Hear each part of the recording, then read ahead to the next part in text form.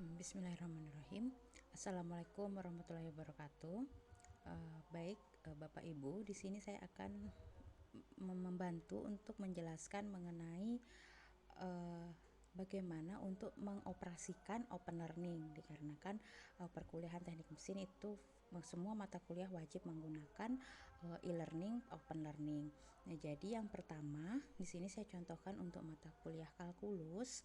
Jadi untuk beberapa dosen luar biasa yang membantu mengampu mata kuliah di teknik mesin itu menggunakan link yang telah ada di open learning untuk mata kuliah teknik mesin. Jadi tidak membuat kelas baru, tapi melanjutkan kelas yang sebelumnya atau semester lalu, dikarenakan nantinya agar dalam proses rekap, nah itu tuh terlihat gitu reportnya antara bahwa mata kuliah itu memang sudah ada di open learning mulai dari tahun-tahun sebelumnya, seperti itu. Jadi jika misalnya nanti dibuat contoh kimia dasar seperti itu yang sekarang diampu oleh dosen luar, nah jadi kalau nanti kimia dasar ini membuka kelas baru dan kelas yang tahun lalu itu ada, jadinya kan linknya berbeda.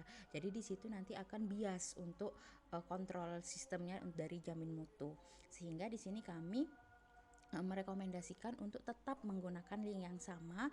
Jadi untuk Bapak Ibu dosen luar biasa yang membantu di prodi kami, bisa diklik di icon globe ini, lalu di sini nanti akan muncul sesuai mata kuliah yang Bapak Ibu ampu. Nah, setelah itu di sini akan muncul yang pertama adalah untuk getting started. Ini adalah isinya mengenai informasi perkuliahan itu. Jadi mulai dari jadwalnya dan siapa dosennya, seperti itu. Jadi nanti di sini sendiri bisa ditambahkan jika memang ada yang dari dosen yang sekarang itu mau menambahkan, tidak apa-apa. Lalu di announcement ini adalah informasi. Jika ingin memberikan informasi tentang perkuliahan itu, baik apakah perkuliahan itu dimajukan, diundur, atau berikan informasi-informasi lainnya, silahkan di announcement lalu nanti dibagikan. Ini bisa di announcement, lalu nanti ditulis informasinya apa, seperti itu, lalu di save. Nanti mahasiswa akan mendapatkan informasi ini, akan diberitahukan gitu dari notification dari open learningnya. Selanjutnya ada learning agreement. Nah, jadi learning agreement ini ada beberapa link mata kuliah itu yang sudah ada learning agreement-nya, namun ada pula yang belum ada learning agreement-nya.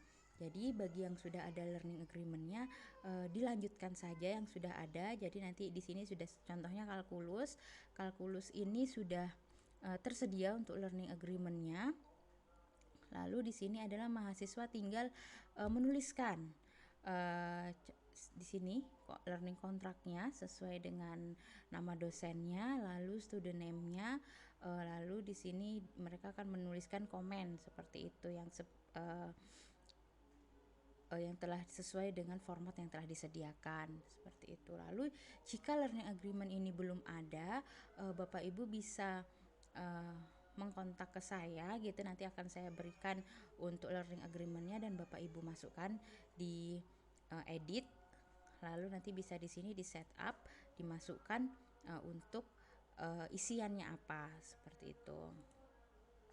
Lalu selanjutnya bagaimana untuk nama dosennya? Nama dosennya bisa tetap sama seperti ini, tidak perlu diganti, atau bisa juga ditambahkan, misalnya saya dan dosen yang sekarang, seperti itu. Lalu di sini ada learning modules. Nah, learning modules ini adalah isian dari modul-modul yang digunakan, seperti itu. Jadi di sini sudah ada contohnya. Di sini ada contohnya kalkulus ini adalah yang mengampu sekarang dibantu oleh Bu Lina. Jadi di sini ada materi Bu Lina sudah masuk, dan juga ada materi saya yang sebelumnya, seperti itu. Selanjutnya, jadi di sini nanti jika memang sudah ada materi dosen sebelumnya, maka dosen yang sekarang itu bisa memasukkan materi yang sudah dibuat disesuaikan dengan dosennya.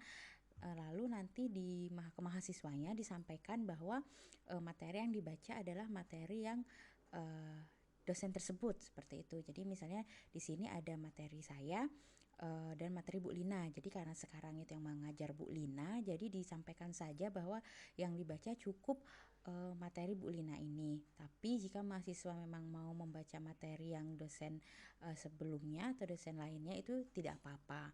Dan di garis bawahi disampaikan juga ke mahasiswa bahwa progres dari penyelesaian ini tidak dihitung atau tidak dimasukkan ke dalam penilaian. Jadi karena memang di sini kan ada 2 modul, jadi kita tidak bisa membuat progres itu untuk dimasukkan nilai, karena nantinya mahasiswa akan banyak sekali untuk membuka modulnya jika progres itu kita nilai.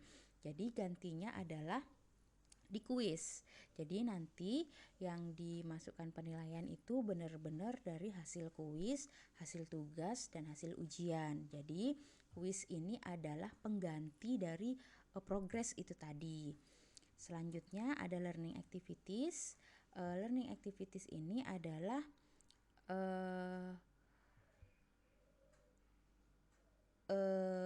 kegiatan yang harus dilakukan mahasiswa. Jadi di sini ada kuis, ada latihan, ada UTS, dan ada UAS. Nah, jadi di sini nanti bisa dimasukkan dosennya memasukkan kuisnya, dan di sini jika ada kuis, tugas atau ujian dosen sebelumnya, itu silahkan dihapus saja atau digantikan. Jadi kalau kuis tadi, kalau modul tadi tidak perlu dihapus, tapi kalau kuis yang di learning activities ini boleh dihapus. Selanjutnya di sini ada assessment. Di sini ada administer learner. Ini untuk melihat studentnya. Jadi di sini untuk melihat progress student, habis itu mahasiswa itu sudah melihat modul yang mana saja, itu bisa untuk mengeset timeline seperti itu di administer learners. Selanjutnya ada assessment. Assessment adalah untuk kita setting bobot dari tugasnya. Jadi itu yang hal-hal yang diperhatikan untuk awalnya. Selanjutnya saya akan menjelaskan untuk bagaimana cara mengupload modul, mengupload kuis, tugas, dan ujian, serta memasukkan learning outcomes jika learning outcomes-nya belum ada, seperti itu. Terima kasih.